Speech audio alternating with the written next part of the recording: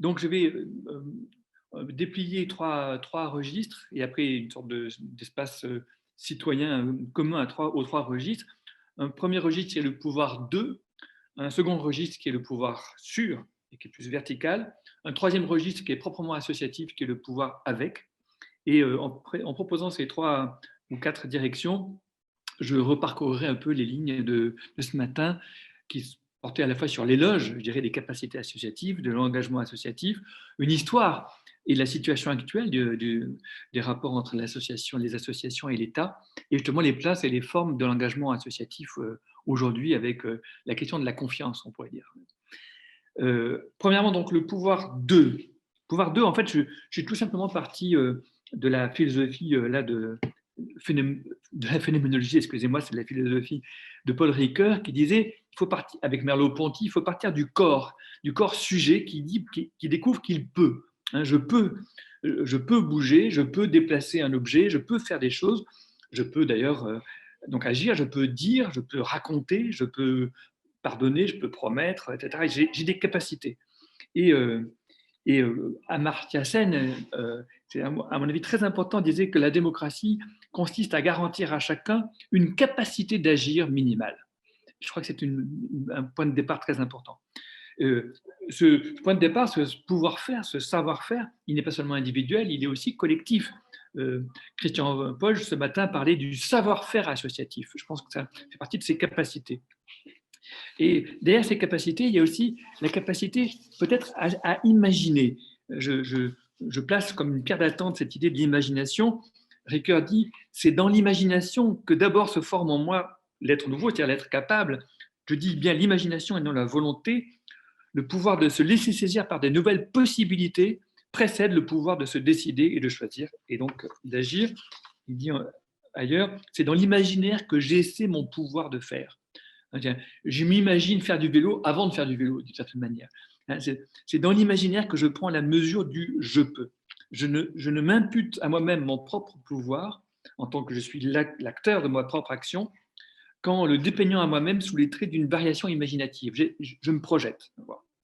Donc voilà, je peux. Ensuite, je fais, c'est-à-dire je fais arriver. C'est l'acte de commencer. C'est pas, je ne suis pas toujours dans le possible. Il y a un moment où ça y est, je fais ça. Je ne fais pas tout en même temps, je fais ça. Je ne fais que ça, mais ça, je le fais. Et c'est en même temps aussi, agir, c'est aussi arrêter de réagir. Je ne réagis pas à quelque chose, j'agis. Je commence à mon tour quelque chose. Ensuite, j'interviens dans le cours du monde. Je ne suis pas tout seul, je ne suis pas tout seul avec mon action. J'interviens dans un monde qui a des ressources, qui a des contraintes, qui a des règles, qui a une situation concrète, physique, etc. Et donc, l'action va s'inscrire dans le cours du monde. Et du même coup, je vais découvrir que mon pouvoir d'agir, il s'inscrit parmi d'autres. Je ne suis pas tout seul, je suis avec d'autres d'ailleurs qui tiennent sur moi, qui comptent sur moi, si je peux dire, justement pour tenir mes engagements, pour tenir mes promesses, par exemple. Et du coup aussi, pour me limiter, il faut, c'est encore une dernière observation de Ricoeur, exercer mon pouvoir de manière à ne pas laisser l'autre sans contre-pouvoir. J'ai du pouvoir, nous avons tous du pouvoir, nous ne devons pas exercer notre pouvoir de manière à laisser l'autre sans contre-pouvoir. Et je pense que voilà, ça c'est une sorte de première pierre, le pouvoir 2, qui est à mon avis essentiel pour penser la confiance. Parce que la confiance, c'est d'abord la confiance en soi, la confiance que je peux, c'est aussi la confiance en nous, la confiance que nous pouvons. Et justement, il n'est pas possible d'agir à plusieurs s'il y a de la méfiance. Même tout bêtement, pour faire une vaisselle ensemble, il faut un minimum de confiance pour se passer les plats. Il faut être un peu ensemble. L'agir, qui est forcément à plusieurs, on n'agit pas tout seul. On peut faire quelque chose tout seul dans son coin, mais agir, ça se fait à plusieurs. Observe Hannah Arendt, la raison. Eh bien, ça demande de la confiance. Et je pense que les associations sont des lieux d'expérimentation de la confiance. Quelqu'un qui a peur, il s'engage dans une association, il quitte la peur, il reprend confiance. Deuxième moment, le pouvoir sûr. Le pouvoir sûr, ça, on est vraiment là dans la dimension, je dirais, verticale de l'État, des institutions dans leur sens vertical, c'est-à-dire les lois communes, qui sont aussi des lois protectrices des plus faibles, qui sont des lois qui éventuellement exercent une contrainte légitime, c'est une coercition contre, c'est un usage mesuré de la force contre la coercition et contre les inégalités, etc. Donc, vraiment cette fonction, on peut dire légitime, on va dire, de l'État dans cette dimension verticale. Ça, c'est vraiment le pouvoir dans le sens classique, on peut dire qu'on entend quand on parle de pouvoir. Donc, ça va avec un système, avec des administrations, des institutions protectrices, mais dans lesquelles, justement, pour protéger les gens, il faut les protéger d'eux-mêmes, et il faut en quelque sorte des institutions qui empêchent la santé d'agir sur la scolarité, par exemple, ou la scolarité d'agir sur la santé. C'est des institutions qui cloisonnent, d'une certaine manière, les tableaux des charges qui pèsent sur les personnes ou des désavantages, des handicaps qu'ont les personnes pour leur redonner une chance, leur redonner une chance sur le plan de la santé, leur redonner une chance sur le plan de l'école, les institutions sont là pour ça. Mais du coup, d'une certaine manière, elles cloisonnent un peu les personnes sur des formats et sur des profils, je dirais, très différents. Et alors, c'est là que j'en viens un petit peu à... Alors, un autre point très important, c'est que ces administrations, ce pouvoir sûr et cette dimension étatique, dans notre tradition occidentale, l'État moderne, c'est un État qui est religieusement neutre. Et c'est un point très important. Hein. La règle, la loi, elle est commune et elle n'est pas celle d'une tradition. Bon. Alors maintenant, ces institutions protectrices, cette figure-là du pouvoir sûr, qui a une fonction, je le répète, très positive, elle peut avoir, elle peut prendre des dimensions plus sombres. Non, peut-être je vais encore dire avec Madame Rouvéran, il y a une dimension d'arbitrage des projets dans un cadre légal, qui est un cadre d'équité, de neutralité, et dans lequel justement on ne personnalise pas trop. Ça a été dit par plusieurs, je crois que c'est un point très important.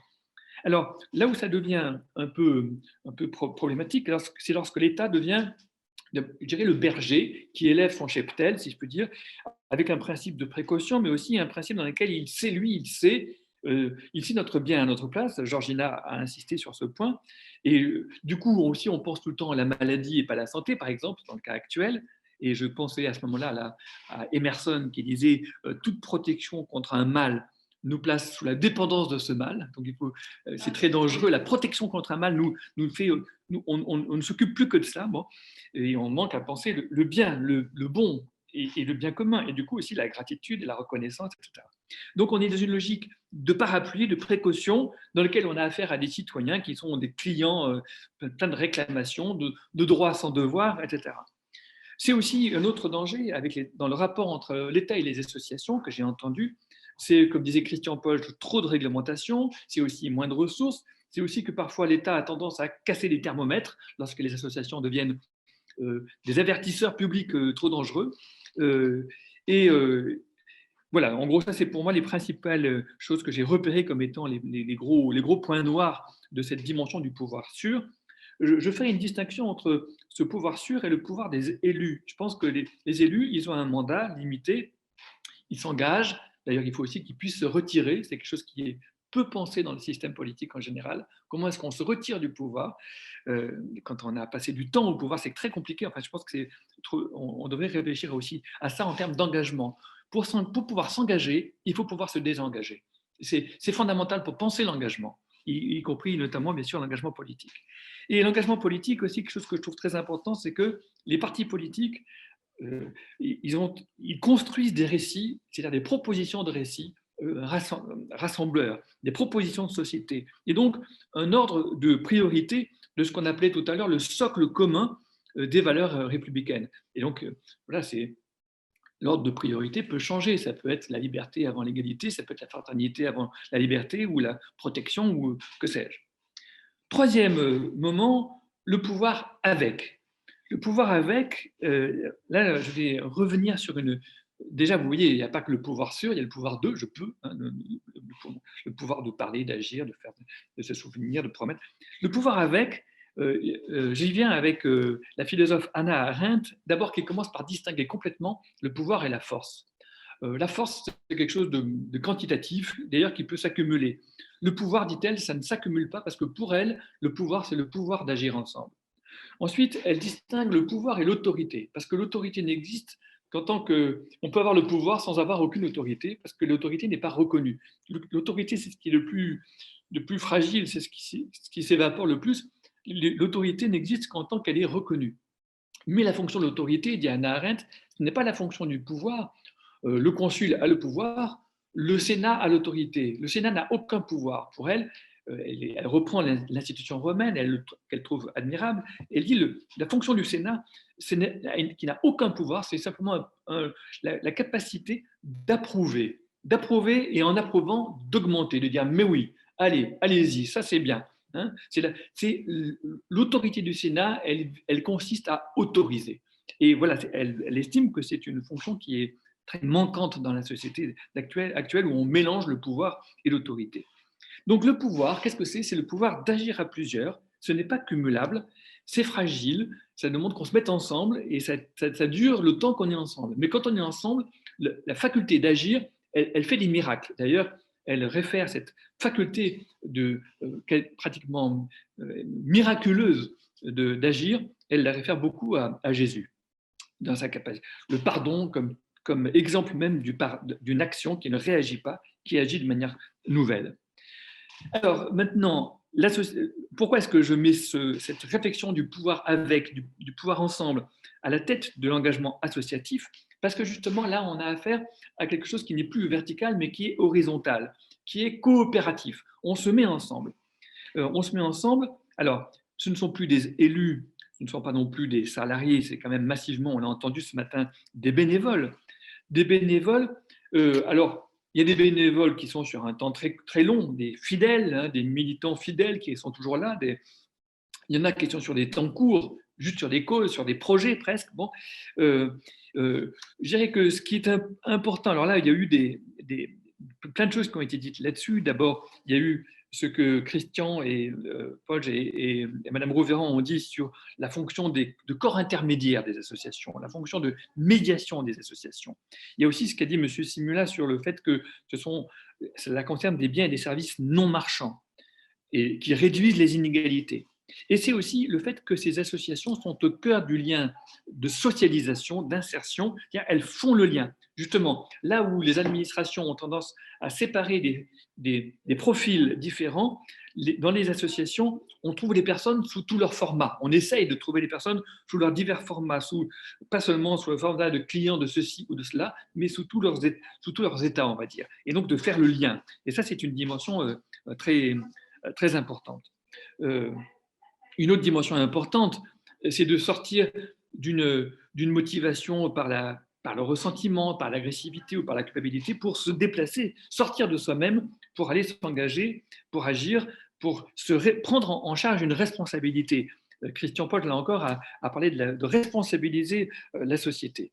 Alors, il me semble qu'au cœur de tout cela, on a une conception dans laquelle ce qui compte, d'abord, ce n'est pas obligatoire, ce n'est pas une loi, ce n'est pas une contrainte, ce n'est pas des règles. Il y a une dimension volontaire, il y a une dimension, je dirais, délibérée, et donc il y a une dimension éthique. Le moteur du pouvoir avec, c'est un moteur éthique, c'est un vouloir vivre ensemble qui peut être fugitif, qui peut apparaître et disparaître très vite, mais qui peut être aussi durable, le désir de rester ensemble en dépit des conflits, ce qui n'est pas si facile que ça dans les associations, arriver à rester ensemble en dépit des tiraillements, des conflits, etc.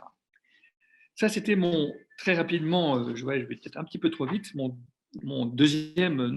troisième moment.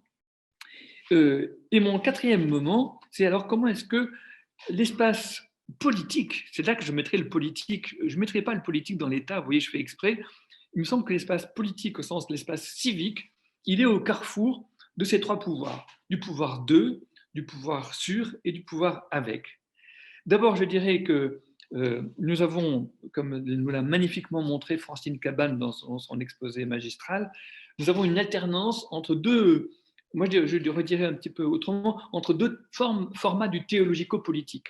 On a un théologico-politique vertical, protecteur, je dirais même un peu paternaliste, dans lequel l'État, c'est la société. Et l'État chapeaute la société et contrôle la société.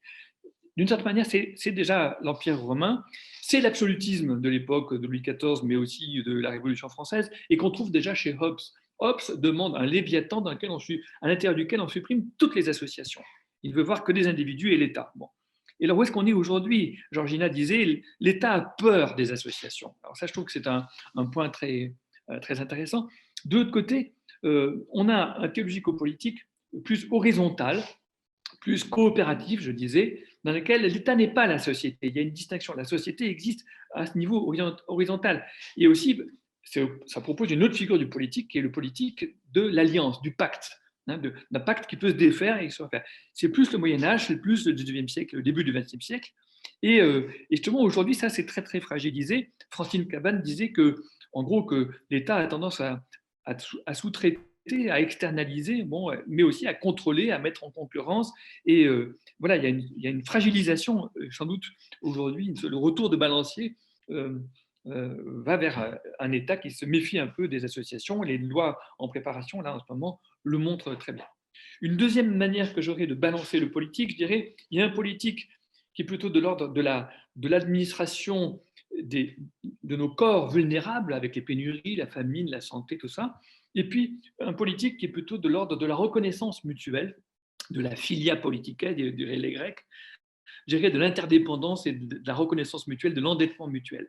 Et je pense que c'est très important de penser que le politique est à l'intersection des deux. Une politique qui serait que dans la reconnaissance manquerait, je dirais, oui, mais n'empêche qu'il y a des corps, il y a des besoins, il y a de la gestion. Mais un politique qui se réduit uniquement à la gestion d'un cheptel sans voir que ce sont des sujets parlants, si je peux dire, des sujets qui ont besoin de la conversation, qui ont besoin d'aller au culte ou qui ont besoin simplement d'aller jouer aux cartes, de parler. Voilà, là, il manque quelque chose d'essentiel au politique lui-même.